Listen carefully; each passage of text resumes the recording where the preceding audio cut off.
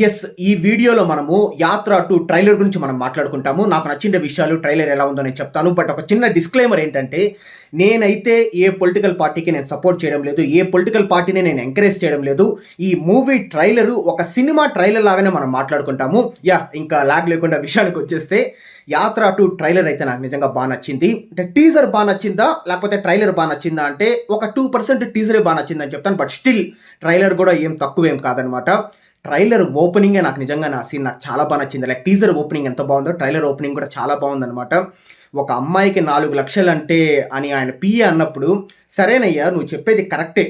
ఈ మాటలు నాకు వినపడుతోంది. ఆ అమ్మాయికి వినపడుతుందా చెప్పు అని అనడం. ఎందుకంటే ఆ అమ్మాయికి చెవుడు, పైగా మాటలు కూడా రావు. వాళ్ళ తల్లి వచ్చి అంత ప్రాధేయపడేటప్పుడు ఇవన్నీ అవసరమా అన్నట్లు ఇంకా మనకు మమ్ముట్టి గారు చెప్పడం. ఆ సీన్ అయితే నాకు నిజంగానే, అంటే నేను కూడా స్టార్టింగే నాకు మంచి హార్ట్ టచింగ్ సీన్ కదా, మంచి ఫీల్ గుడ్ సీన్ కదా అని నాకు అనిపించింది. అండ్ ట్రైలర్ అంతా కూడా అదే క్యారీ చేస్తున్నారు.